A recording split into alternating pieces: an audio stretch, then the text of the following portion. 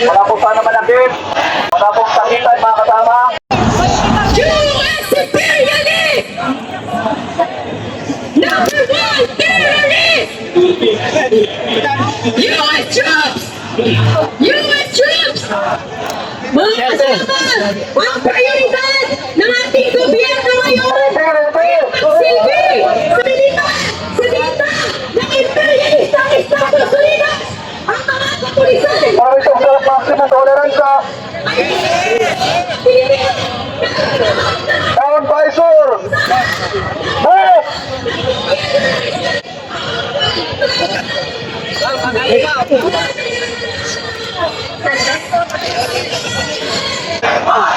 Mga kasama, wala po tayong sakitan, wala po sana manakit.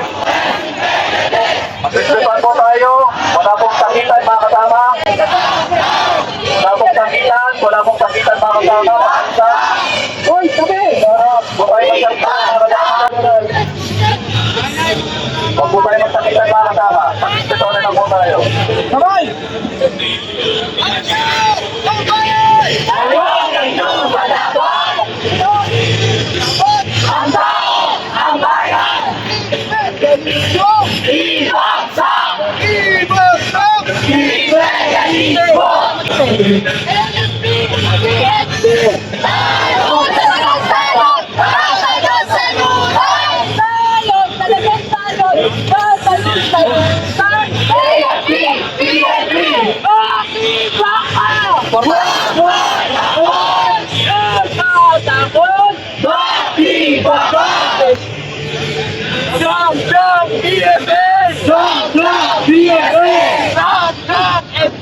US troops! Out now! US troops! Out now! US troops! Out now!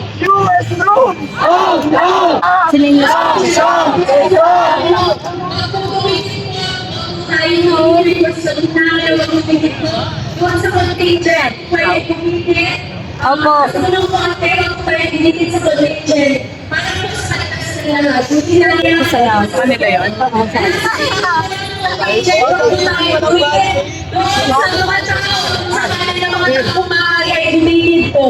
Salamat.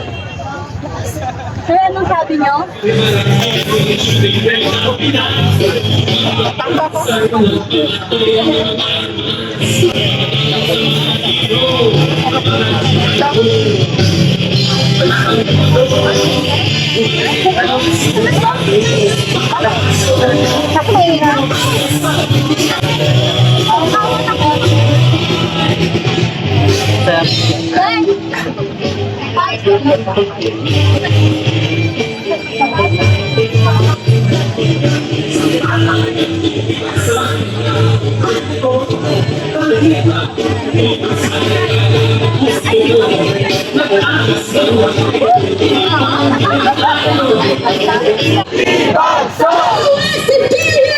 Number one terrorist! Number one terrorist! US imperialist! US troops! Out now! US troops! Out now! Imperialist!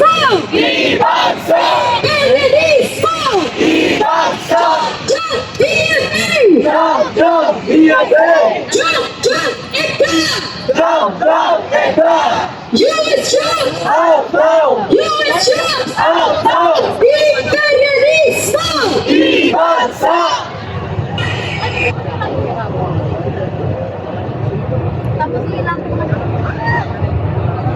Panawagan! Itaas ang mga kamay! Ipakita sa kapwa Pilipino sa ating mga pulisya na nandito sa harap. Ito po ang bitbit namin ng mga panawagan sa araw na ito. Ito po ang aming habon sa mga kapulisan. Kanina po ang sisilbi. Napakatapang po ninyo sa harap ng kapwa ninyo mga Pilipino. Ang Pilipino ay maulitan ang kanilang sinusinuhin. Pero lahat naman ang inyong mga buntas sa harap ng mga kayuhan, sa harap ng dita ng mga imperialista. Sinasabi ni Marcos Jr. na prioridad niya ang pag-modernize sa Armed Forces of the Philippines, sa ating mga kapulisan para daw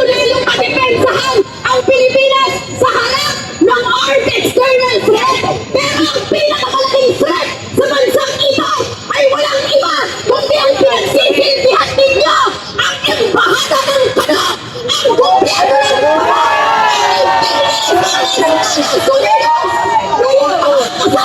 itaas ang mga pananagan at sabay-sabay imperialismo! Imperialismo! Troops! AFP! AFP! Salot! Talagang salot! Salut-salutan! Ang aming formal na buksan po ang ating programa. Ang iyong ating kulang ng salita para ilahan ang ating mga panawagan ngayong araw mula sa Sibong Pilipino. Kaibigan ba ang gobyerno ni Trump? Walang tunay na kaibigan na ang ginagawa lamang ay pagnanakaw at buong taon ng military exercises at kinakaladkad ang ating bayan para kanyang maging pambala sa kanyon sa kanyang gerang agresyon. Kaya sinisingil natin ang pamahalaan ni Marcos Jr.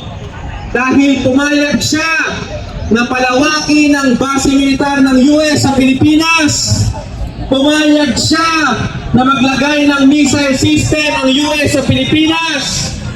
At higit sa lahat, ang kanyang foreign policy ay para suportahan ang agenda ng imperialismong US.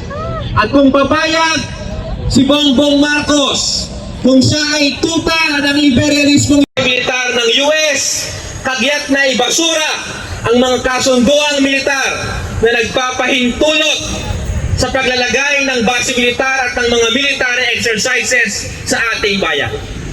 Huwag nating kalimutan kung ano ang nangyari sa Palestine, kung ano ang nangyari sa West Asia. Tayo ay tumitindig para sa mamayan ng Palestine, para sa mamayan ng West Asia, at sa iba't ibang panig ng mundo na tinututulan ang imperialismong US. Huwag rin natin kalimutan na nang inatake ng US ang Iran, gumanti ang Iran sa pag-atake sa mga base militar ng US. Yan po ay paalala sa atin na pahamak sa ating seguridad, pahamak sa ating mga komunidad, ang mga EDCA sites ng US sa Pilipinas. Pahamak itong pamahalaan ni Marcos Jr. dahil sa halip na ang prioridad ay serbisyong panlipunan, pag-unlad sa ating bayan, sugpuin ang korupsyon. Ang interes ng gobyerno ni Marcos Jr. ay lalong maging kurakot, suporta ng US at manatili ang kanyang kontrol. Kaya mga kababayan, itong mga issue na ito, dalhin natin sa State of the Nation Address sa July 27.